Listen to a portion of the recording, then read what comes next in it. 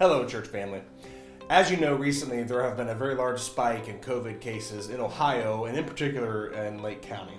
The elders and I met several weeks ago and tried to set up some criteria that would be very clear.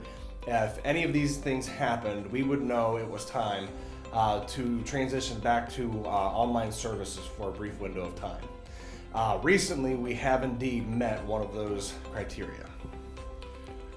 When we looked at the area, obviously the one thing that started triggering some things was being in red. That was becoming a concern. And the other concern was having some of the local schools around us start closing either all or part of their buildings.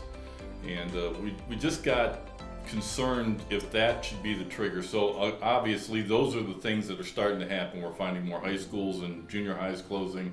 Our cases are spiking. We're in red. They say we're kind of teetering in some places to the purple end. So we're looking at trying to curb our exposure to this by closing not only this week but till the end of November. So it'll be the next 3 weeks in November. We'll start evaluating. We'll be continually evaluating between now and the beginning of December to see if things slow down, if they pick up, if there's other issues that are going on. Hopefully we can begin in service in December, beginning of December sometime, hopefully, but we'll see. We're trying to be cautious with everything that's going on.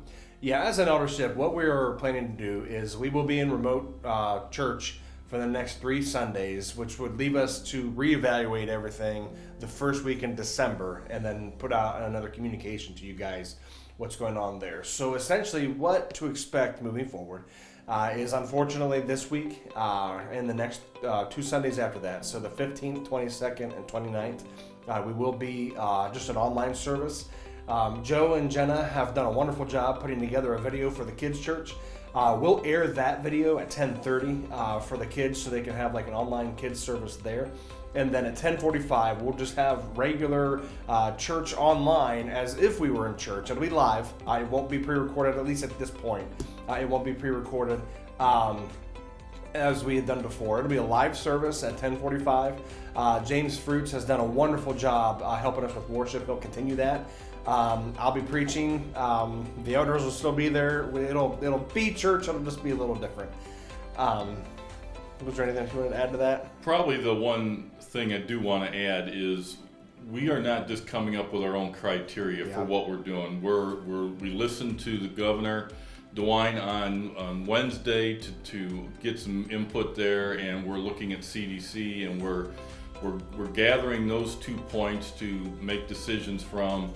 And we're also talking to some health officials and local places to try to help out with that too. So we're just not trying to do a knee jerk here. We're trying to be responsible with everything we're doing, and we certainly want you all to be safe, and we want us to be safe, and we want to make sure we do our part in trying to make sure we curb everything that's happening. So yeah, and one of the things that really concerned us was we discovered yesterday Lake County has jumped up into one of the top 6 counties of COVID cases in Ohio.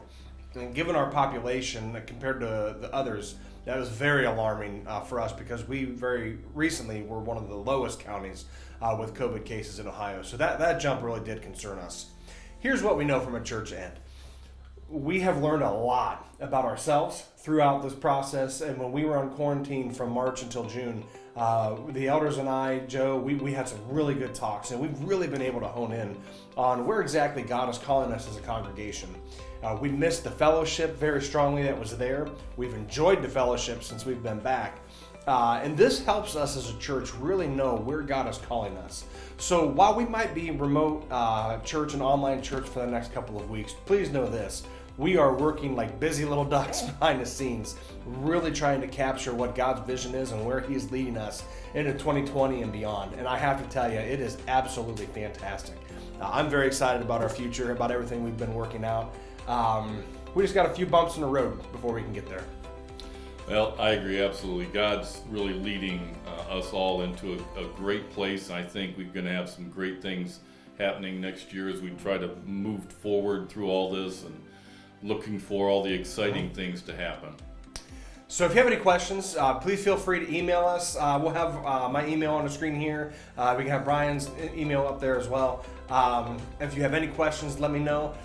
Please if you have some friends or anybody who might be watching this, we're going to put this video and some other communications out, but we are fearful there's some people we might miss, which if we do, doors open, we're here at 10:45. That's whatever. right. We'll deal with it. There'll be a lot of space to... Yeah. Okay. Well, you'll definitely be able to social distance in this building on Sunday morning. So there is that. But try to spread the word. Pray for us. Pray for our church. Pray for what God is doing for us. It is our belief that in times like this, these aren't challenges, they're opportunities. And this is an opportunity for us to really continue to pray for where God is leading us and to take those steps moving forward. So thank you, Brian, for your leadership with the elders. And I hope you guys can continue to pray for us, and we'll see what comes of this. I hear you. All right. See you guys. Have a great day. God bless.